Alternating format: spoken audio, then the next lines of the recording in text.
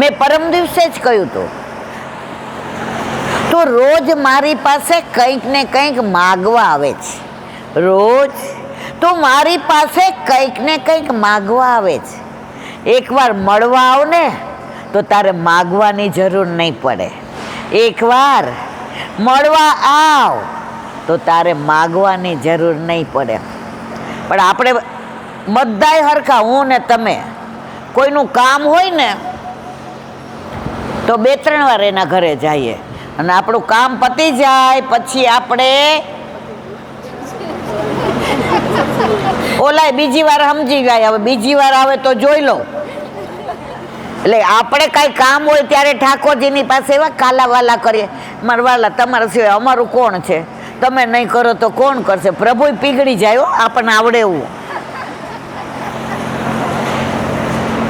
પણ પ્રભુને આપણે કેટલું શું કામ ગમીએ છે ખબર તમને? આ રહસ્ય છે. આપણે પ્રભુને વૈષ્ણવ બહુ વાલા. વાર્તા લાંબી છે પણ 1 મિનિટમાં કહી દઉં. મને લાગે નંદ ઉત્સવ થાય તો સારું નહીં ના, પણ આપણે કરવો જ છો મારા વાલા. પ્રભુને આપણે આટલા બધા એટલે વાલા છીએ. ઠાકોરજીએ 3 સૃષ્ટિ, એક મનમાં વિચાર કર્યો કે મારે રમણ કરવું હોય તો એમાંથી એને જે સૃષ્ટિ ઉત્પન્ન થઈ એ પ્રવાહી. એને રાત કો ખાવો પીવો ને દિન કો આરામ કરો, બસ ખાવો પીવો ને જલસા કરો. પ્રભુ ક્યાં આપણા કામના? છોકરો આખો દી રખડતો હોય ને બહાર ભમતો હોય ને ખાતો પીતો હોય ને આપણી હારે બોલતો, એવો છોકરો તમને ગમે? તો પ્રભુને ગમે? તો એક સૃષ્ટિ એ પ્રવાહી, બીજી મર્યાદા જે વચનથી ઊભી થઈ, એ બધું વેદની મર્યાદા પ્રમાણે જ કરે. ઓલા એક બેનનો ફોન આવ્યો હતો, એ કે 11 વ્યતિપાત છે તો શું કરવાનું? આપણે શેના વ્યતિપાત? આપણે પ્રેમપાત જ હોય. પ્રભુ ઘરમાં બિરાજે તો નવી નવી સામગ્રી ધરાવીએ, સરાવીએ અને આપણે લઈએ. તો વાત આની કરતી હતી. હવે મર્યાદા.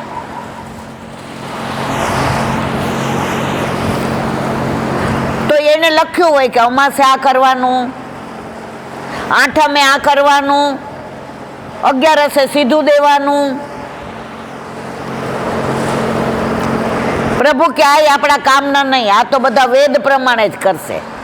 હવે 2માં મજા ન આવી ને ઠાકોરજીને, એટલે ત્રીજી પોતાના અંગમાંથી ઉત્પન્ન કરી. ક્યાંથી કરી? તો આપણે બધા કયા છીએ? જવાબ તો દો મારા વાલા. અંગમાંથી ઉત્પન્ન થયા જ.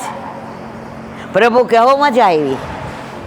જો જેઠનો દીકરો હોય ને, જેઠ એમ કે જેઠના પેટના, પણ જેઠના જેઠના જ રે, પેટના થાય. પાડોશી એમ કે માં દીકરો તમારા દીકરા જેવો જ, પણ એ પાડોશીનો જ રે, આપણો થાય. પણ આપણો પેટનો હોય ને, એને રાતના 12 વાગે કહેવાય, ભાઈ પેટમાં બહુ દુખે, હાલ મમ્મી ગાડી ચાલુ કરું દવાખાને લઈ જાઉં. ખરું ખોટું? તો આપણા ઠાકોરજીને આપણે બહુ વાલા છીએ. એના અંગમાંથી પ્રગટ કર્યા એટલે આપણે એની સેવા, એનું સ્મરણ, એની સામગ્રી, એની સન્મુખતા, એનો સત્સંગ, શ્યામને એટલે આપણે બહુ વાલા છીએ.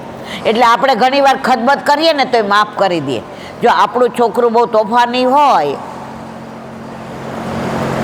અને સ્કૂલમાંથી ફરિયાદ આવે ને તો બાપા તરત કહે હવે આને સ્કૂલ બદલાવી નાખવી પડશે, સાલો માનતો જ નથી. મમ્મી શું કહે ખબર? તમે ન જાતા, આજે હું જઈ આવીશ એના પીટીએમમાં. અને મા સ્કૂલમાં જઈને શું કહે ખબર છે?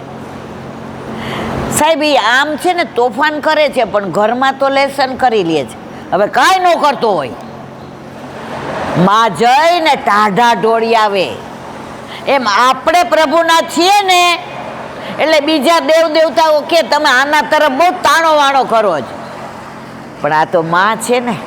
માં બનીને આવ પ્રભુ તારા ખોળે મારે રમવું છે. થયા એકઠા ખૂબ આંસુઓ, તારી પાસે રડવું છે. એટલે પ્રભુને વૈષ્ણવ બહુ વાલા છે, કારણ કે આપણે એમના અંગની સૃષ્ટિ છીએ. આપણે આપણા પેટનો દીકરો જેટલો વાલો હોય ને એટલો જેઠનોય ન હોય, દેરનોય ન હોય, બેનનોય ન હોય. આપણે બધા પ્રભુના એટલે વાલા છે.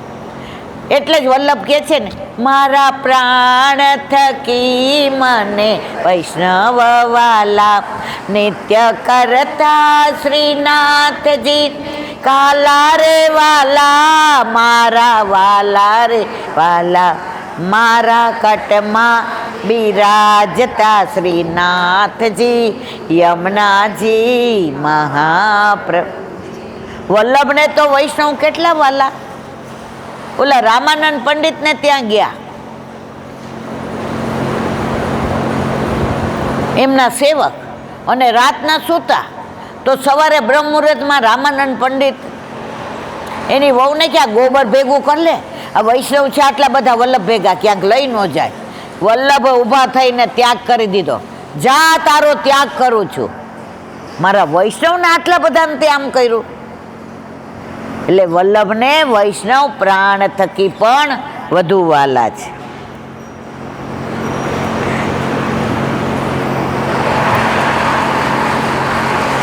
ભગવાન આપણને કહે છે, તમે માગી માગીને ભિખારી થઈ ગયા છો. પરંતુ આ બધામાં એક વૈષ્ણવ જ એમ કહેશે કે હું માગવાનો નથી, પરંતુ મારા દ્વાર ઉપર તું માગતો આવે એવો હું બનવાનો છું. હોળીના રસિયા આવે ત્યારે શું કહે છે? ખાतिर कर ले नहीं गुजरिया, रसिया ठाड़ो तेरे द्वार, ठाड़ो तेरे द्वार, रसिया ठाड़ो तेरे द्वार, खातिर कर ले नहीं गुजरिया, रसिया ठाड़ो तेरे. હોળીમાં આપણે પ્રભુને ગાળો આપીએ, કોઈ આપી શકે? તમે કોઈ ધર્મમાં કોઈ ભગવાનને કોઈ ગાળો આપતા હોય એવું સાંભળ્યું જ મારવાલા? હા ના તો કયો. પ્રભુ શું કે ખબર છે? એ કે તું વખાણ કરે ને એના કરતા ગાળો દે ત્યારે મને વધુ વાલો લાગે છે. હક કોના ઉપર? આપણા છોકરાને આપણે કહેવાય બુદ્ધિ વગરનો છે, બાજુવાળાને કહેવાય. એટલે પ્રભુ કે હું તારો છું ને મને ત્યારે પ્રતીતિ થાય. તું રસિયામાં બે ચાર હરિકારો રી હરિકારો, બે બાપ વાળો. આપણા એક દિવસ રસિયા ગાવાના છે. કેટલાને આવડે છે ગાતા? તો એ બધા તૈયાર કરીને આવજો. પૂનમના દિવસે આપણે રસિયાનો પ્રોગ્રામ, સન્ડે છે ને, આવતા રવિવારે શનિવાર, આ જ્યારે પૂનમ હોય. કેટલા આવવાના પૂનમના દિવસે અહીંયા? બસ તો આપણે રસિયા કરીશું. આપણે રસિયા કરવા છે, આપણે રાસ કરવા છે, આપણે નંદ ઉત્સવ કરવા છે. એમનું કાંઈ ન આવે. આ અમારા વૈષ્ણવ કે ને એ જ હાલે. ઘરે એમનું હાલે, ઘરે એમનું હાલે. ઘરે મારે એમ કહેવાનું હા, પણ અહીંયા તો આ બધા કે એમ. જો વલ્લભનો દાસ કદી ન હોય, અને જો હોય ઉદાસ તો ના હોય. આપણે બધા વલ્લભના દાસ, ઉદાસ ઉદાસ ના હોઈએ. આપણનું રોજ રોજ મુખડું હસતું રે, અમને ગમતું, આ તો કહું છું રે ગોપાલ તને ગમતું. આપનું રોજ રોજ મુખડું હસતું રે, અમને ગમતું રે, આ તો કહું છું રે ગોપાલ તને ગમતું. બધાને હસતા માણસ ગમે, રોતા ગમે? હસે એનું અને રોવે એ ખોવે. કોઈ પણ પરિસ્થિતિમાં જોજો, તમે આમ હસતા, તમે સવારે ઠાકોરજી પાસે જાઓ ને, તમારું મુખારવીને હસતું જોયે ને એટલે ઠાકોરજી હૈસા વિના રહે જ નહીં. ઓલું 6 મહિના નાનું છોકરું હોય ને, ઘોડિયામાં હિંચકાવતા હોય. હવે પહેલાંના જમાનાની વાત છે, અત્યારનાની વાત નહીં. સાસુએ આપણને બેચારે સંભળાવી દીધી હોય અને આપણે રોતા રોતા ઓલા છોકરાને હિંચકો નાખવા જઈએ ને, તમને અનુભવ છે બધાને? તો જેવો હિંચકો નાખે ને, આપણા આંખમાંથી પાણી જતા હોય ને, એ 6 મહિનાનું છોકરું નથી સમજતું ને, તો એના હોઠામ થઈ જાય. એને એમ થાય કે મારી માં રોવે છે. તો આપણા ઠાકોરજી પણ આપણે જ્યારે એની સન્મુખ થઈએ અને જો આપણું મુખારવિંદ એવું હોય, પ્રભુને નથી ગમતું. 2-3 વર્ષ પહેલાં આમને ઓલું સ્ટેન્ડ મુકાયું, એટલે હોસ્પિટલમાં હતા, એટલે ત્યાં તો રહેવા ન દે. એટલે હું જરા ઢીલી હતી, એટલે ઠાકોરજી જગાવવા જાતી હતી ને, એટલે મેં કીધું હાલ આરાધ્ય. એ કે આજે નહીં મજા આવે, રહેવા દો ને. મેં હે શું? મને કે તમારું મોઢું જોઈને ઠાકોરજીને જાગવાનું મન નહીં થાય બા. ખરેખર એવું છે, પ્રભુને આપણું મુખારવીને હસવું હોય ને તો જ મજા આવે.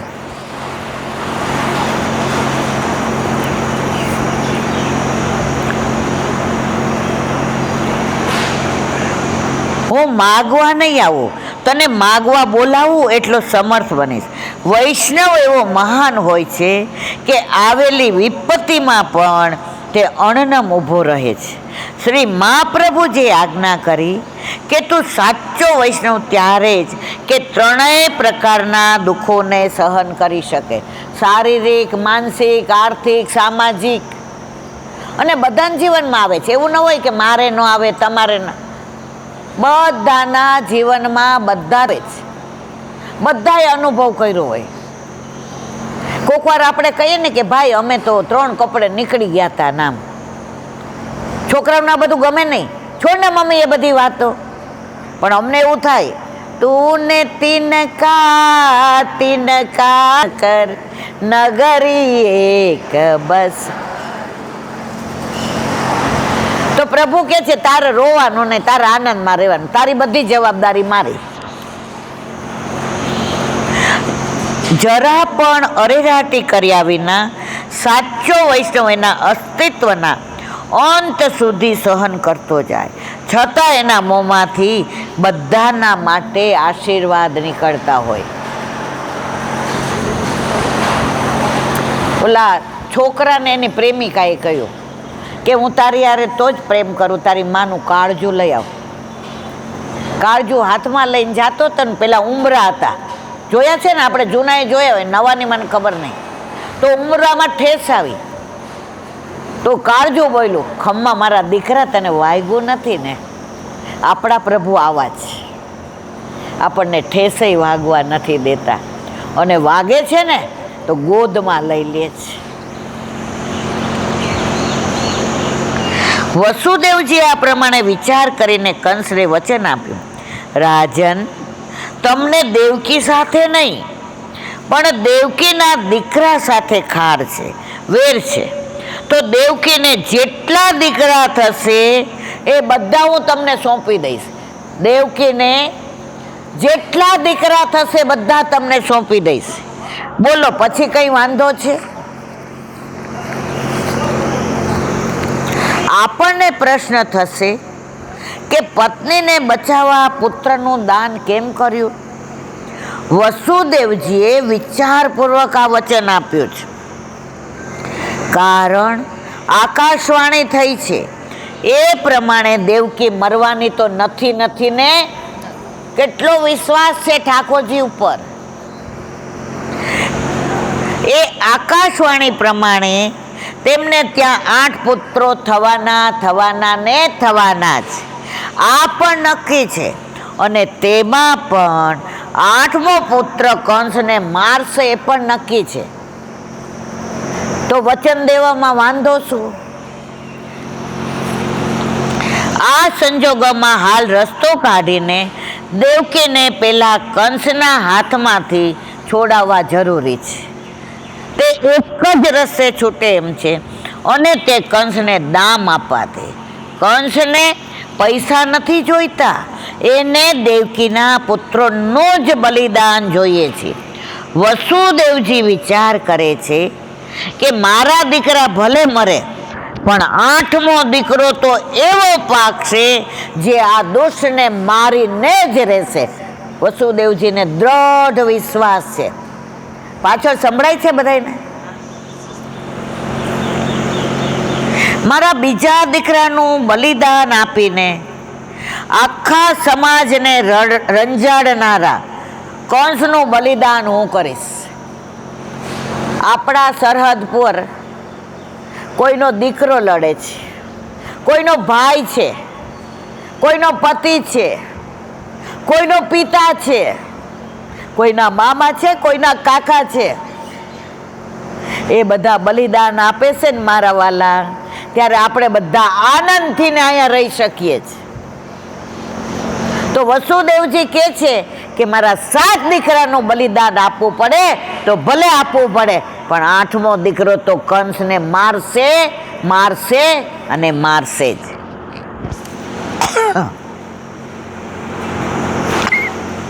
વસુદેવજીની દ્રષ્ટિમાં સમાજના ઉદ્ધારનો દ્રષ્ટિકોણ. વસુદેવજી જગતનું કલ્યાણ ઈચ્છે છે, તેથી લાંબો વિચાર કરીને તેમણે આ પગલું ભર્યું. ઘણા લોકોએ વસુદેવજી ઉપર એવો આક્ષેપ કર્યો કે સ્ત્રી ઘેલા બનેલા વસુદેવજી આમ કર્યું. ત્યારે આવું કહેતા હતા હો કે બાયડી ઘેલો છે. ઘણા જીજી કેવો આક્ષેપ કરે છે કે વસુદેવજી સ્ત્રી ઘેલા છે, એટલે એમના 7 પુત્રોનું બલિદાન આપવાનું કહ્યું. પણ વ્યવહારો જ સમાજને સાચવવો હોય તો ઘણીવાર આવું કાર્ય કરવું પડે છે. આજે આ બધી માતાઓએ પોતાના દીકરાને મોકલ્યા છે સરહદ પર, બહેનોએ ભાઈઓને મોકલ્યા છે, પત્નીએ પતિને મોકલ્યા છે, પ્રેમિકાએ પ્રેમીને મોકલો છે. તો આ બલિદાન નથી તો શું છે? પણ કોના માટે? કે આ બધા આખો દેશ મારો સ્વસ્થતાથી રહી શકે.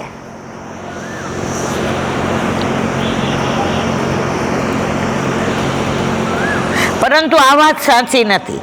વસુદેવજીને સ્ત્રી ગેલા બનવા જેવું છે પણ નહીં, કારણ કે આ તેમના છેલ્લા લગ્ન છે. તેઓ સ્વેચ્છાથી પરણવા આવ્યા નહોતા, સ્વેચ્છાથી લગ્ન કરવા નહોતા આવ્યા વસુદેવજી. દેવક રાજાના આગ્રહથી આવ્યા હતા. તેઓ ક્યારેય સંસારમાં આસક્ત થયા નથી. જૂના જમાનામાં સંબંધો વધારવા માટે રાજાઓ 1થી વધુ કન્યાઓ સાથે લગ્ન કરતા. પોતાનું રાજ વધારવું હોય અને બાજુવાળા રાજા એમ કે અમારી દીકરી લઈ લ્યો, તો સંબંધ વધારવા માટે પેલાના રાજાઓને 1 રાણી હતી ને 2 હતી ને 7 હતી. હતી કે નહીં મારવાલા? આપણા ઠાકોરજીને કેટલી હતી? 16,008. પણ 16,000 તો પેલા નરકાસુરે રાખી હતી ને, તો એને છોડાવી પ્રભુએ. તો એ બધીને કહ્યું તમારે ઘરે જાઓ. એ જમાનામાં એ બધાએ કીધું પ્રભુ હવે અમને કોઈ હંગરે નહીં, અમને મા બાપે ન રાખે અને અમને અમારું રાજે ન રાખે. હવે અમે બદનામ થઈ ગઈ. પ્રભુ જેનું કોઈ નથી ને એનો હું છું. 16,000 ને રાણી બનાવી. પ્રભુને કાંઈ એવો રસ નહોતો, પણ કોઈ નહોતું રાખતું ને, એટલે પ્રભુ કે જે કોઈ ના નહીં મારા. આ પુરુષોત્તમ માસ 13મો કોઈ નહોતું રાખતું. એ માસને કોઈ ભગવાન જ નહીં. ઠાકોરજી કે તું ચિંતા કરમાં, જેનું કોઈ નહીં એવું મારું, અને તને મારું નામ આપું. આ પુરુષોત્તમ ભગવાન સિવાય કોઈ આવું ના કરી શકે. એટલે આપણા ઘરે આપણા માથે વલ્લભે આપણને કોણ પધરાવી દીધું છે? પુષ્ટિ પુરુષોત્તમ. કોણ પધરાવી દીધું છે મારા વાલા?